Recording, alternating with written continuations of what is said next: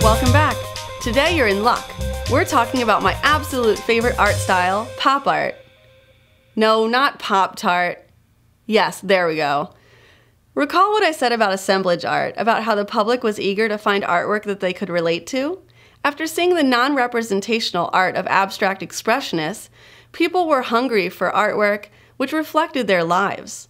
Assemblage, especially Joseph Cornell's boxes, led the way for pop art, which really hit home with the public, showing them prints of stars they loved like Elvis and Marilyn Monroe, paintings of products they consumed regularly like Campbell's soup cans and comic strips, and large-scale sculptures of everyday objects like spoons and clothespins.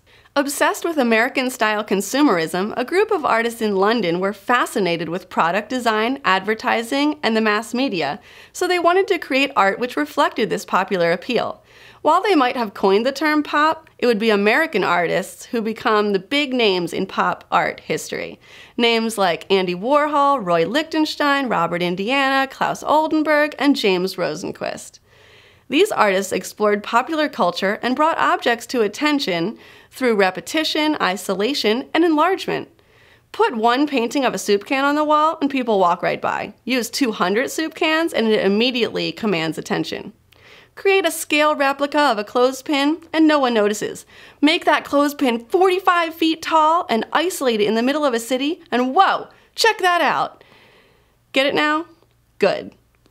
Art critics, however, didn't know how to react to this new art style. Some critics found it difficult to discuss because there was very little commentary hidden behind the work.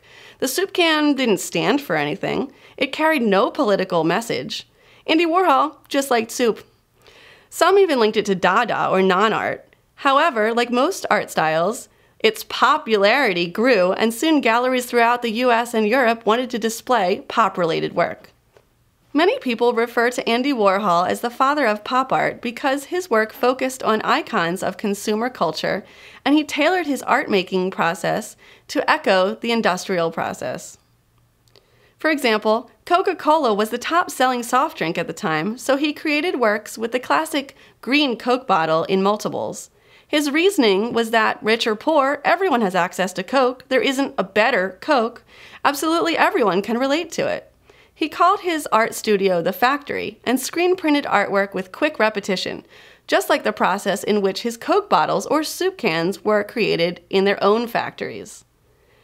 Just as Warhol emulated the industrial process in the creation of his soup can prints, Roy Lichtenstein was also concerned with mass production and drew attention to this through enlargement and replication of comic strips.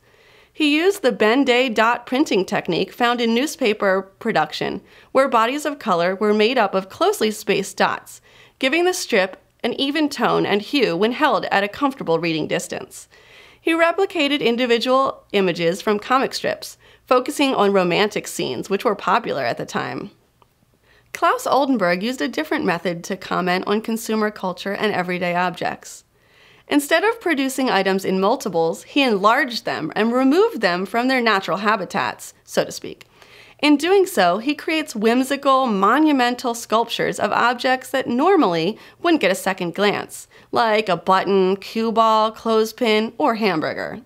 So why is this art style my favorite? Personally, I'm drawn to bright, simple imagery. Most pop art, when two-dimensional, is not created to appear lifelike, but rather more like a cartoon version of that item, flat with bold outlining. I also like it for the very same reason the public adored pop art through the 60s and 70s. I can relate to it.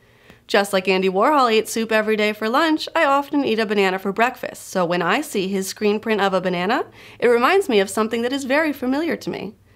It's also exciting seeing giant items which are normally banal and overlooked, like Oldenburg's spoon bridge with its bright red cherry bouncing playfully on one end. Join me next time when we discuss op art or optical art. Just make sure you don't get dizzy easily.